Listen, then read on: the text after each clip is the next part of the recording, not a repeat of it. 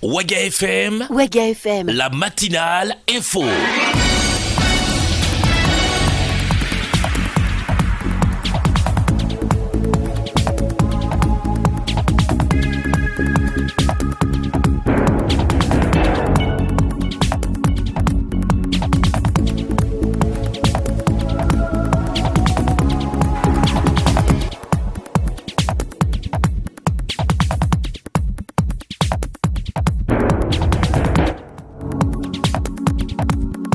Bonjour à toutes et à tous, mesdames, messieurs, bienvenue au journal sur Waga FM. Voici les principales articulations.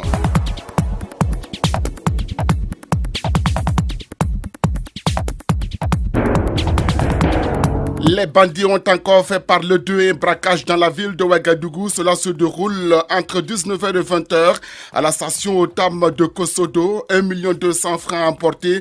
C'était hier dans la nuit. Deux individus armés l'ont suivi et puis ils l'ont tapé. L'idée de ramasser l'argent, mettre dans un sachet pour eux. Et quand ils ont pris l'argent, ils sont ressortis et puis commencé à tirer des coups de feu. Ils sont partis agresser les pompistes et puis récupérer l'argent qu'ils avaient aussi. Ils ont fui. D'après eux-mêmes, ils disent... C'était la gérante donc de la station Otam. Elle sera avec nous dans quelques instants dans ce journal.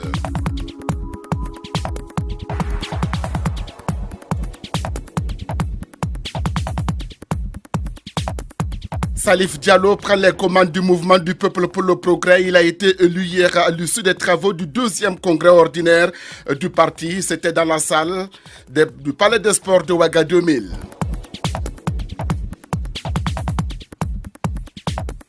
Et puis insécurité dans le Nord, on en parle une fois de plus dans ce journal. Les enseignants quittent leur poste de travail à destination de Ouagadougou. D'après eux-mêmes, ils disent qu'ils vont théoriser la théorie. Quand ils vont finir de les terroriser, nous on va venir. On veut vraiment qu'ils prennent leurs décisions, qu'ils puissent vraiment nous sécuriser. Et pendant ce temps, d'autres demandent à être affectés dans la partie nord du pays pour y servir. On ne peut pas laisser le Sahel au maître des djihadistes. Il faut que les gens osent. Donc moi, je me dis que je suis prêt à y aller, même si ce sera au prix de ma vie. Moumene Birgui, vous l'entendrez également dans ce journal. Également au menu, le sport. Notre invité du jour sera le joueur burkinabé Aristide Bansé. Il joue en Ligue 1 en Côte d'Ivoire. Vous l'entendrez tout à l'heure. Et puis en toute fin d'édition, Serge Krat de la Force nous rejoindra pour la chronique du jour. Voici pour l'essentiel. Bienvenue une fois de plus.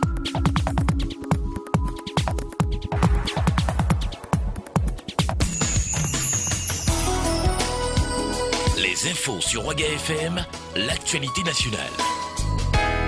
Salif Kaboré à la présentation. Cap sur Kosodo, un quartier périphérique donc de la ville de Ouagadougou. Un braquage a eu lieu hier entre 19h et 20h. Et c'est la station Otam qui a été la cible des bandits.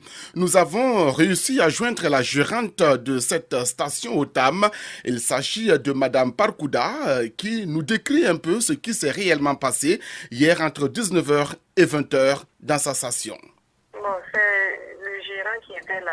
Il était en train d'arrêter les comptes. Il y a eu deux individus qui sont rentrés. Bon, il y a d'abord quelqu'un qui est venu pour charger le gaz. C'est pour ça qu'il a ouvert la porte à clé. Il avait fermé à clé, il a ouvert et puis il a mis le gaz. Et dès qu'il est rentré pour continuer son compte, deux individus armés l'ont suivi et puis ils l'ont tapé. L'idée de ramasser l'argent, mettre dans un sachet pour eux. Et quand ils ont pris l'argent, ils sont ressortis et puis commencé à tirer des coups de feu. Ils sont partis agresser les pompistes et puis récupérer l'argent qu'ils avaient aussi. Ils ont fui. Il n'y a pas eu de blessés? Non, il n'y a pas eu de blessés. Vous estimez la somme emportée à combien? Environ 1 200 000. Non, ils étaient cagoulés. Masqués certainement? Oui, ils avaient porté des masques, des turbans quoi. Moi je pense qu'ils devraient renouveler, redoubler d'efforts en matière de patrouille, surtout sur les grands axes là. Madame Parkouda, la gérante de la station, braquée hier entre 19h et 20h dans le quartier Kosodo. Politique, Salif Diallo, jusque-là président par intérim du mouvement du peuple pour le progrès, a été élu sans surprise président du parti et c'était à l'issue du 2e congrès ordinaire qui s'est déroulé. samedi et dimanche dernier ici à Ouagadougou. Retour sur l'ambiance de cette cérémonie de clôture dans ce compte rendu que nous propose Gérard Sano. Président du parti, président du bureau politique national, Diallo Salif, le Gorba national. Salifou Diallo, toujours et encore à la tête du parti au pouvoir, le mouvement du peuple pour le progrès MPP. Et quand on lui demande s'il n'est pas temps de céder la place aux jeunes, la réponse est sans équivoque. Je peux vous dire que moi je suis jeune, donc je suis dans mes souliers, je suis jeune. Ce qui a surpris plus d'un, c'est l'entrée du Premier ministre Paul Kabatieba dans le bureau politique national du MPP. Sur ce point encore, Salifou Diallo n'a pas manqué d'arguments. Le Premier ministre n'est pas un cheveu tombant dans la soupe. Pour la petite histoire, à la création du parti, le Premier ministre, étant à la BCAO, a contribué avec nous à écrire le programme. Mais étant un fonctionnaire international, vous savez qu'à la BCAO, on ne peut pas s'exhiber vraiment comme au lycée Zenda pour dire qu'on est militaire de ceci ou cela. Non. Débuté le 10 mars dernier, le Congrès placé sous le thème « Mise en œuvre opérationnelle du programme présidentiel, quelles perspectives et quels engagements » a refermé ses portes ce dimanche 12 mars à 18h. Les congressistes ont aussitôt vidé le palais des sports de Ouaga 2000 comme si quelque chose les y chassait. Merci beaucoup Gérard Sano.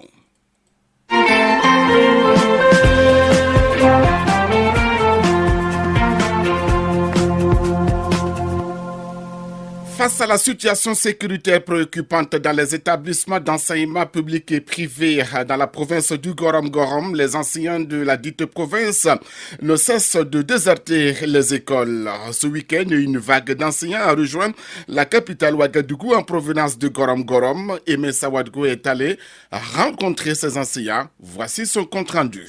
Il est exactement 13h40 lorsqu'un car de transport en provenance de Gorom-Gorom arrive à sa gare ici à Ouagadougou. À son bord, plus d'une trentaine d'enseignants venus avec leur famille et tout ce qu'ils pouvaient emporter. Entourés de leurs différents biens, ces derniers donnaient l'impression de fonctionnaires nouvellement affectés à Ouaga et venus prendre fonction. Pourtant, ce n'est pas le cas. La cause de cette arrivée massive est la situation sécuritaire dans le nord du Burkina Faso qui va de mal en pis depuis 2015. Il y a des menaces de la part des terroristes. Et surtout le décès du collègue Badini, voilà, qui a motivé en tout cas les gens à fuir, puisque les gens ne se sentent plus en sécurité là-bas.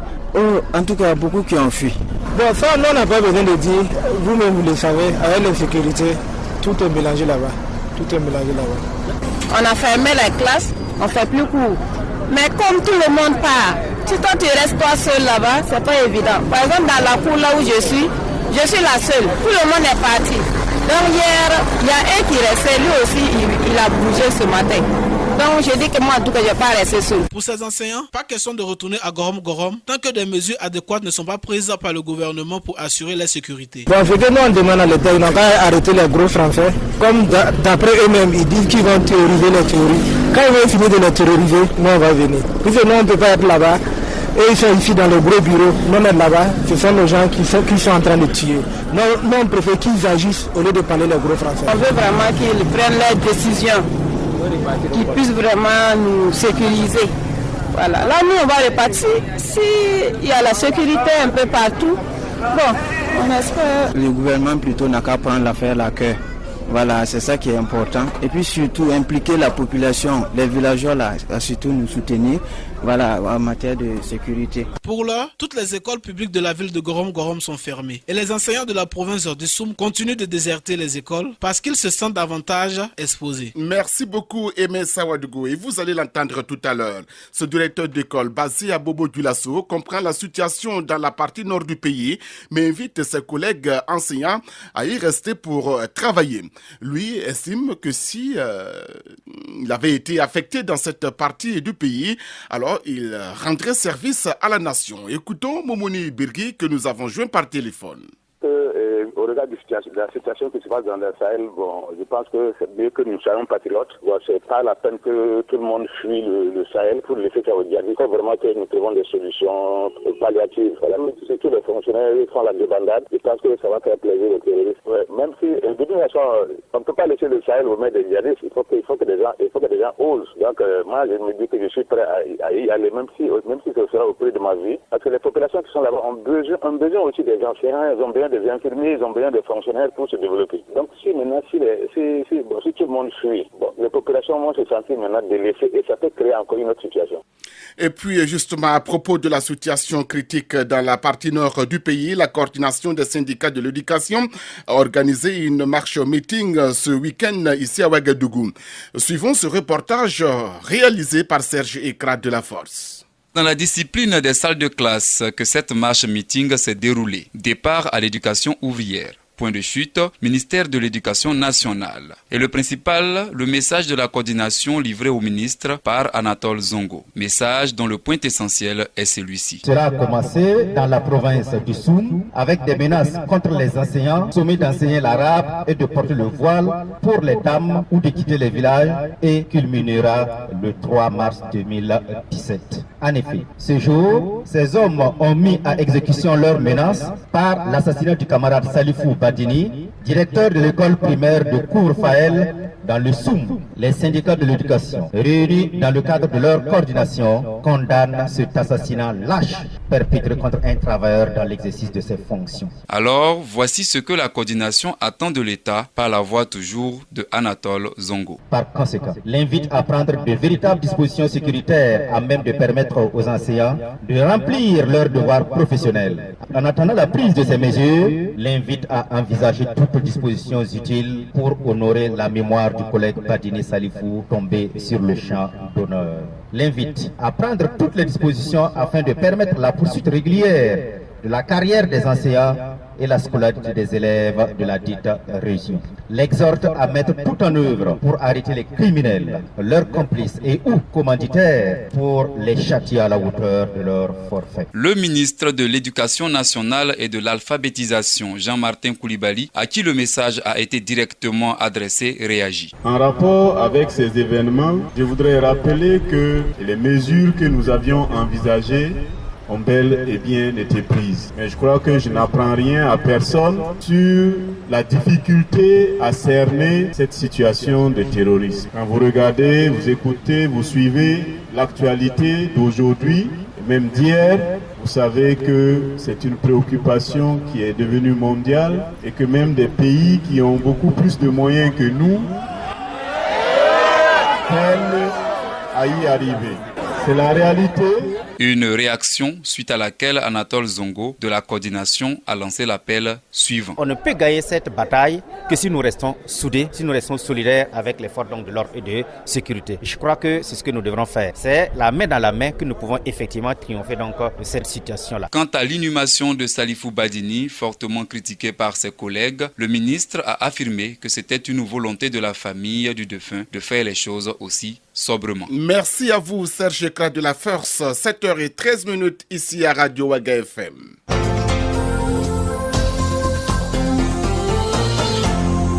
Dans le cadre de la tenue de la 8e édition de la Coupe d'Afrique des boulangeries prévue pour se tenir du 21 au 24 mars 2017 à Casablanca au Maroc, l'équipe nationale des étalons boulangers était face à la presse le week-end.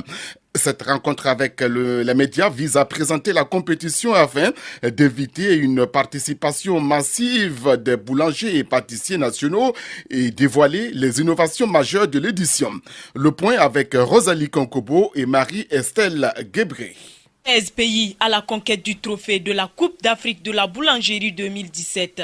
Cette compétition vise à promouvoir les talents des jeunes Africains intervenant dans les domaines de la boulangerie, de la pâtisserie, de la chocolaterie et autres. À cette 8e édition, des innovations majeures ont été apportées avec l'avènement du pain tigré. André Bayala, président de l'équipe. À cette compétition, il faut dire que nous apportons notre innovation, notamment le pain que nous avons avons nommé le pain tigré. C'est un pain fait à base d'haricots appelé mung bean. Et c'est un pain, déjà, je pense que beaucoup de gens ne le connaissent pas encore, mais qui est 100% africain, c'est 100% produit chez nous. Et je pense que cette innovation va beaucoup épater les organisateurs de cette compétition. Le Lalé Naba Tigré, dont le nom a été emprunté, se dit satisfait de cette initiative, tout en encourageant ses filleuls, souhaite que le trophée revienne aux étalons boulangers du Burkina Faso. Avec ce pain, pour un jury, en tout cas, dont je ne fais pas partie, peut avoir un bon prix.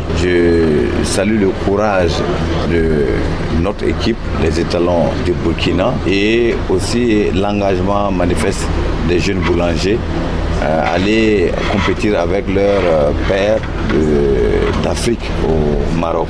Je souhaite qu'ils reviennent avec un très bon prix, en tout cas à la hauteur de l'image de notre cher Faso. Contrairement aux éditions précédentes qui étaient exclusivement réservées aux chefs, cette année, la compétition est ouverte à tout le monde et dans les domaines de métiers de la bouche, notamment la cuisine, la pâtisserie, la chocolaterie. Merci Estelle Guébré et Rosalie Konkobo.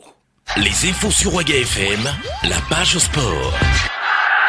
C'est du football avec la 15e journée du championnat de première division qui s'est jouée le week-end dernier. Déjà samedi au stade Issoufou Joseph Konombo, ici à Ouagadougou, l'Union sportive des forces armées était aux prises avec le Racing Club de Bobo-Dioulasso.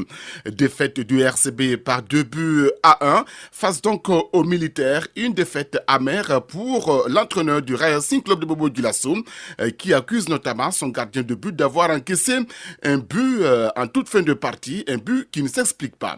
Écoutons Moussa, Émile Noël Teignan, l'entraîneur du Racing Club de Bobo-Dioulasso. Pas de mots, bien pour pouvoir quand même expliquer ce qui m'est arrivé. Je crois qu'après avoir pris un penalty, on a redoublé pour revenir au score. Au moment même où nous avons vraiment le bout du match, on prend un but qui n'est venu de nulle part, que moi-même en tant qu'entraîneur, je n'ai vraiment pas d'explication. C'est vraiment malheureux. Comme je l'ai dit, c'est les rythmes du football. Franchement, il y a des trucs qui arrivent où tu n'as pas d'explication. Voilà. Parce qu'un but comme ça, vous voulez que je dise quoi sur ça? Est-ce que ce n'est pas une erreur du gardien, par exemple? Justement, mais vous tous, vous avez vu, vous voulez que je dise ça, mais comment on peut prendre un but de 45 mètres comme ça, étant seul dans ce truc? C'est quand même inexplicable à ce niveau de la première division. Je peux comprendre que tout le monde soit monté, que les cadres soient vides comme marque ce but, mais pas comme ça.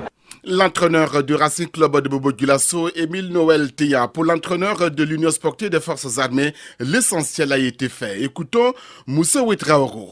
Je pense que, encore une fois de plus, j'ai expérimenté une philosophie ou une thèse d'un psychologue, John Dewey, qui dit qu'à travers sa série Learning by Doing, je pense que c'est en vivant qu'on apprend. On apprend beaucoup dans la douleur. Et ces jeunes sont à féliciter parce que certains sont à leur première saison. Et pouvoir titiller les grands de cette plage en termes de football, je pense que ça a salué. Et nous sommes là pour les accompagner. J'espère que j'aurai nécessairement la force et le courage nécessaires pour les accompagner, ainsi que l'appui de nos dirigeants. Parce que le foot, avant tout, c'est du jeu. Mais le jeu, il faut de temps à autre aussi avoir la barca pour faire des résultats. Et au fil des matchs, vous pouvez en même temps cuisiner. Sur le plan tactique, l'équipe RCB nous a beaucoup posé des problèmes. Parce que physiquement, il nous imposait un rythme qui souvent n'était pas un rythme à 10 contre 11. Mais on a résisté. On a résisté jusqu'à ce que le salut vienne par Cédric. Et je pense que c'est une bonne rencontre. C'est une bonne rencontre. L'entraîneur de l'Union sportive des forces armées, Moussa Ouetraogo. Toujours dans le cadre de cette 15e journée du Faso Foot, l'étoile filante de Ouagadougou était opposée à l'AS Sonabel le samedi dernier en deuxième rencontre au stade municipal Issoufou Joseph Konombo.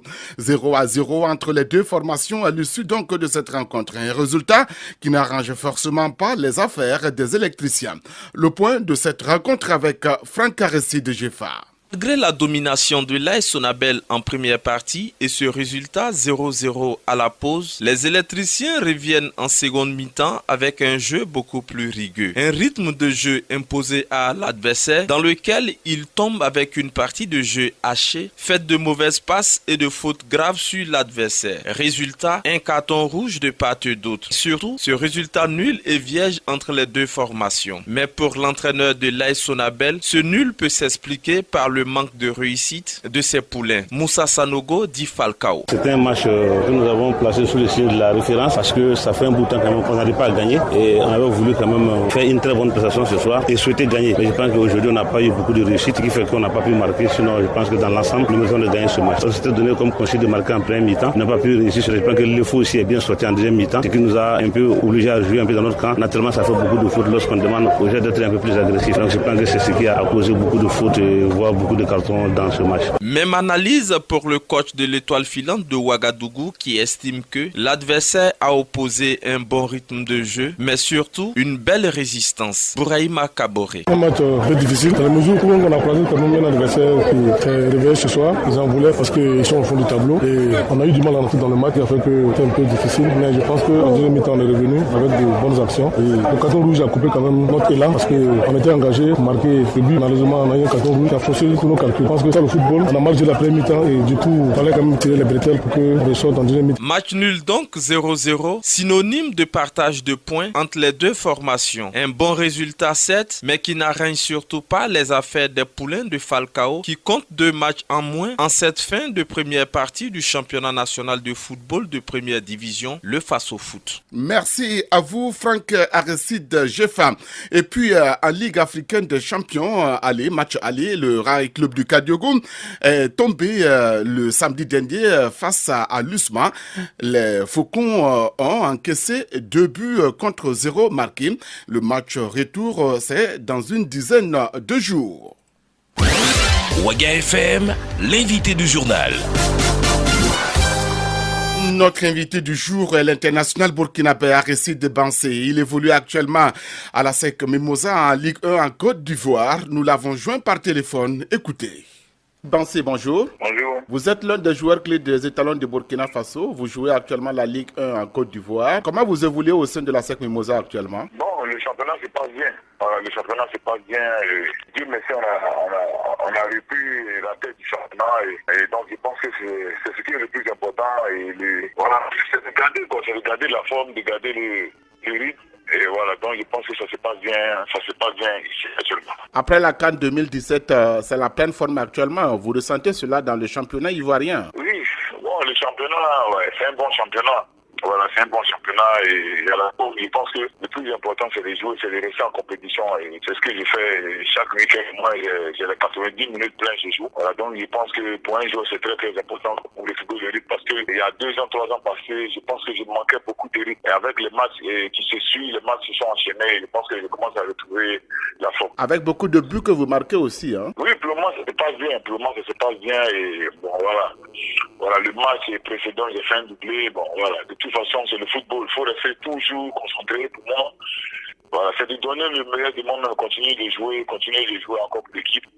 Et voilà, je pense que bon attaquant qui joue, après la confiance vient et après on peut marquer des buts. Aristide Bansé, vous totalisez combien de buts en Ligue 1 en Côte d'Ivoire actuellement? Bon, je pense que j'ai joué 13 matchs.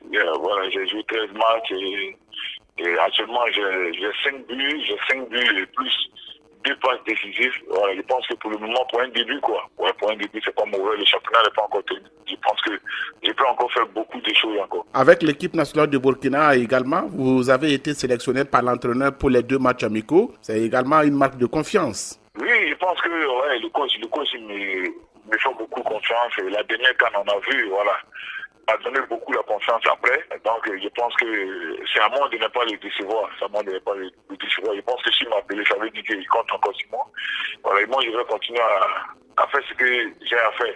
Voilà, c'est-à-dire jouer pour l'équipe et rester positif. Et voilà, parce qu'il y a une Coupe du Monde à préparer, on doit être qualifié pour la Coupe du Monde. Je pense que c'est ça l'objectif. Et voilà, on compte sur tout le monde. Aristide Bansé, après la CAN 2017, votre retour à Abidjan, l'ambiance était comment au sein même de votre équipe, la SEC? Bon, il y avait une bonne ambiance.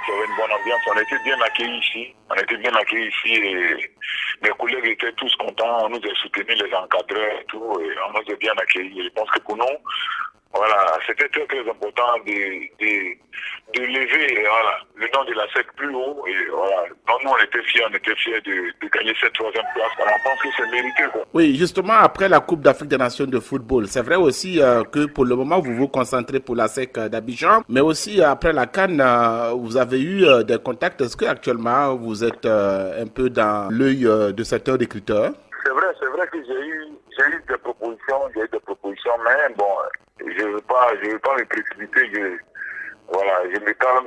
Le championnat ici n'est pas encore terminé. Voilà, j'ai signé 1 an ici avec la SEC. J'ai terminé le contrat, j'ai terminé les 1 an et avoir beaucoup de matchs dans les jambes.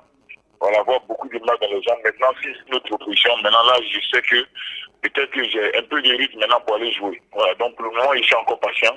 J'attends la fin du championnat pour pouvoir prendre une décision. Avec Hervé Kwaku Kofi, sa prestation est à la hauteur également. Oui, en tout cas, le petit fait des bons matchs. Voilà, c'est un petit qui a la tête sur les épaules. Voilà, il s'entraîne bien, et voilà, il joue ici aussi pour la SEC de Mosa. Je pense qu'il fait de bons matchs. Voilà, je pense que le plus important, c'est la SEC, c'est de rester ici concentré.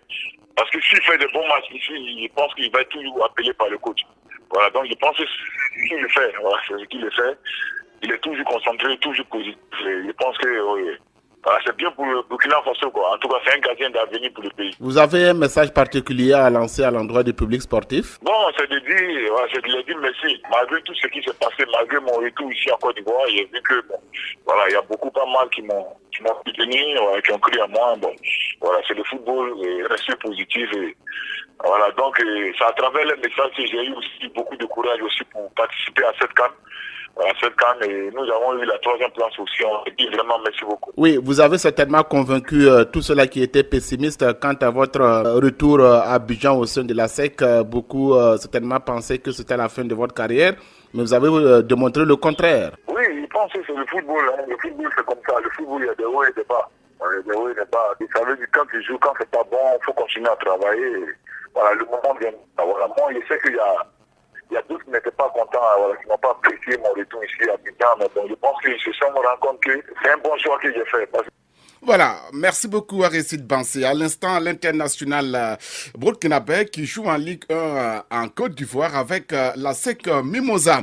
On passe tout de suite à la chronique de la rédaction et c'est avec Serge Ekra de la Force.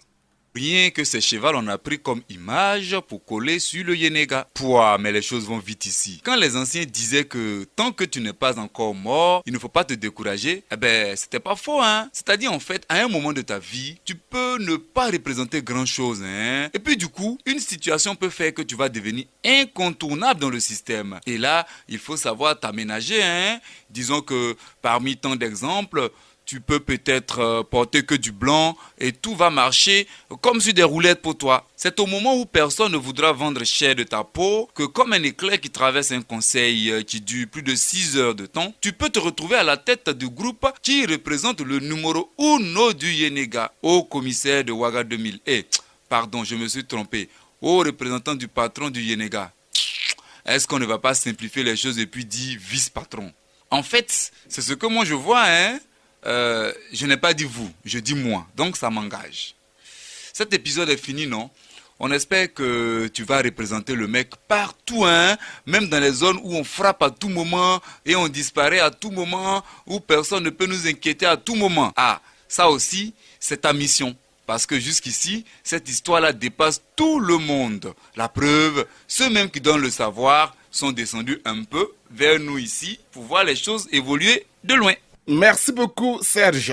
FM, Ouaga FM, la matinale info. Et c'est ici que l'on s'arrête pour ce journal. Dans quelques instants, la revue de presse. Juste derrière, vous avez la pause commerciale. À 45, nous commenterons l'actualité et le retour de l'info. C'est à 8h, temps universel. Bonne suite de programme sur la radio.